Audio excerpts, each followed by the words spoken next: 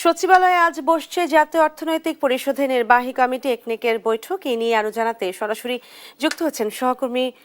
ফররুখ বাবু। বাবু, আজ কয়টি এজেন্ডা রয়েছে জানাবেন?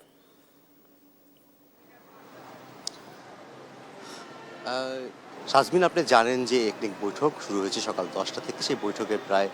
শেষ ভাগের দিকে চলে এসেছে এবং এখানে প্রায় 16টি বিষয় উপস্থাপন করা হয়েছে, প্রস্তাবনা এসেছে এবং তার মধ্যে হচ্ছে যে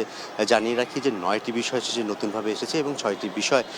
সেটা হচ্ছে যে তার মেয়াদ বাড়ানো এবং সেই থেকে শুরু করে অর্থ এবং যাচাই বাছাই যে বিষয়গুলো রয়েছে, এবং একটি বিষয় রয়েছে যা হচ্ছে যে পুনর্বিবেচনার জন্য আবার আনা হয়েছে, একনেকে তোলা হয়েছে। এবং সে সাথে জানিয়ে রাখি যে 24,000 কোটি টাকার জন্য হচ্ছে যে এবার 6টি প্রকল্প যে নেওয়া হয়েছে, সেই 6টি প্রকল্পের 2026 সাল থেকে 2033 সাল পর্যন্ত মেয়াদের এই প্রকল্পগুলো নিয়ে আসলে একদিকে বসা হয়েছে।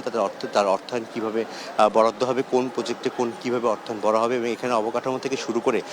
এবং সামাজিক সুরক্ষা খাত থেকে শুরু করে আরও অনেক বিষয় নিয়ে আসলে একদিকে বৈঠকে চলছে। এবং সেখানে আসলে অর্থ ছাড়ের যে বিষয় রয়েছে, এবং যেহেতু বিএনপি সরকার তার নির্বাচনী ইশতেহারে বলেছিল যে তারা বড় ধরনের কোনো প্রকল্প নিবে না, তবে এখানে বড় প্রকল্পেরও বেশ কয়েকটি রয়েছে যা তারা বলছে যে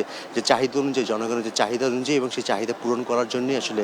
বড় প্রকল্প নেওয়া হচ্ছে। তবে বড় প্রকল্পে তারা বাস্তবায়নের ক্ষেত্রে সেই স্বচ্ছতা এবং সেখানে হচ্ছে যে অর্থায়ন এবং অতিরিক্ত অর্থ ব্যয় যেন না হয়, এবং সেখানে হচ্ছে যে কোনো ধরনের যে ঋণের নিয়ে যে প্রকল্পগুলো করা হবে, সেই প্রকল্পগুলো আসলে যে তার জন্য যে নির্ধারিত যে সময়, সেই সময় যেন সময়ের মধ্যে শেষ করা হয়, এবং সেই সময়ের শেষের মধ্যে যে অর্থ